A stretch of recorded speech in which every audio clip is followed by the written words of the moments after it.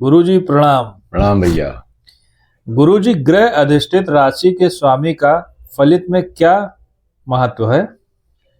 देखिए, भाव जब हम किसी के जन्मांक का विश्लेषण करते हैं तो एक जो मूलभूत सूत्र है कि जन्मांक के विश्लेषण में भाव, भावेश और कारक, इन तीन घटकों का सर्वप्रथम हम लोग एनालिसिस करते हैं। तो जब हम लोग भावेश या कारक का जब विश्लेषण करने की बात आती है तो वो भावेश या कारक कोई ना कोई ग्रह होता है। तो हमको ग्रह किसी ना किसी राशि में स्थित होता है, किसी ना किसी भाव में स्थित होता है। तो ये राशि और भाव तो हम लोग इसको देखते ही हैं। इसके साथ ही साथ में एक अन्य घटक को भी अवश्य देखना चाहिए, और वो जो घटक है, वो जो फैक्टर है, उसका विश्लेषण करने में अत्यधिक महत्व होता है। और इसी को हम लोग क्या बोलते हैं, डिस्पोजिटर। कि ग्रह अधिष्ठित राशि का जो स्वामी होता है उसी को हम लोग क्या बोलते हैं, डिस्पोजिटर। और ये जो डिस्पोजिटर ग्रह होता है ये उस ग्रह के शुभाशुभ फल प्रदान करने की क्षमता को दर्शाता है। अब एक, जैसे कि मान लीजिए आपके पास कोई भी जन्मांक आई और उसमें किसी भी ग्रह का अगर आपको विश्लेषण करना है, तो माना कि सूर्य का विश्लेषण करना है और सूर्य जो है वो मीन राशि में स्थित है और एकादश भाव में मीन राशि के ऊपर स्थित है। तो हम लोग सामान्यतः उसका सूर्य के ऊपर पड़ने वाली दृष्टियां, सूर्य किस नक्षत्र में स्थित है, सूर्य किस राशि में स्थित है, सूर्य किस भाव में स्थित है, सूर्य किस नवांश में स्थित है, आदि चीजों का आकलन करके सूर्य के बलाबल और उसके परिणामों पर ध्यान देते हैं।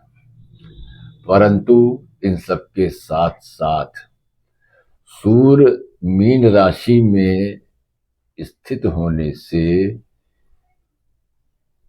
ग्रह अधिष्ठित राशि, मतलब ग्रह अधिष्ठित राशि का मतलब हुआ कि वो मीन राशि में स्थापित है और उसका स्वामी गुरु।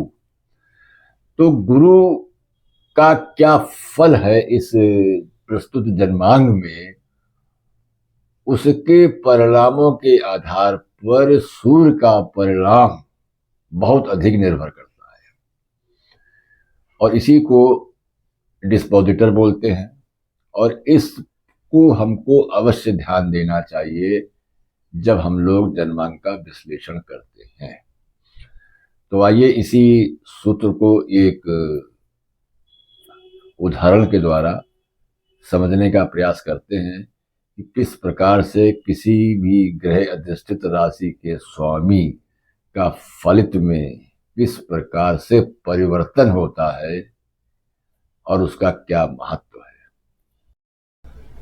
प्रस्तुत ये एक जन्मांक है। इस जन्मांक के माध्यम से हम लोग ये समझने का प्रयास करेंगे कि किस प्रकार से ग्रह अधिष्ठित राशि के स्वामी की स्थिति बदलने से किस प्रकार से उस ग्रह का भी फल बदल जाता है। तो इसमें मान लिया हमने कि हमको द्वितीय भाव का विश्लेषण करना है। तो भाव, भावेश और कारक के अंतर्गत इसका जो भावेश हुआ, मतलब द्वितीय भाव का जो स्वामी हुआ, वो सूर्य हुआ। अब प्रथम स्थिति में हमने माना कि सूर्य जो है वो वृश्चिक राशि में स्थित है और पंचम भाव में वृश्चिक राशि में स्थित है। तो ग्रह अधिष्ठित राशि का मतलब हुआ कि सूर्य जिस राशि में अधिष्ठित है, वृश्चिक राशि में, इसका जो स्वामी होगा मंगल। अब अगर मंगल, माना कि मंगल दसम भाव में बैठा हुआ है, तो अब यहाँ पर चूंकि यहाँ पर मंगल योगकारी होकर के स्वराशि में दसम भाव में स्थित है, तो यहाँ पर जो द्वितीयेश या भावेश सूर्य की जो स्थिति है वो ज़्यादा फलदायी सिद्ध होगी वनस्पति इसके कि यदि यही द्वितीय भाव का स्वामी सूर्य यदि छठे भाव में बैठा हो तो इसका एक तो छठे भाव में स्थित होना, दूसरा सूर्य अधिष्ठित राशि धनु का स्वामी गुरु का अष्टम भाव में बैठना इसके फल को न्यून करता है, इसके फल में कमी पैदा करता है। अब मान लिया कि यही सूर्य अधिष्ठित राशि का स्वामी जो गुरु है वो यहाँ पर ना स्थित होकर के यहाँ पर स्थित हो जाए तो अब इसके परिणाम में अंतर मिल जाएगा, क्योंकि अब सूर्य अधिष्ठित राशि का जो स्वामी गुरु है वो नवम भाव में और स्वराशि में स्थित है। तो यहाँ पर परिणाम बेहतर मिलेंगे, यहाँ पर परिणाम न्यून मिलेंगे।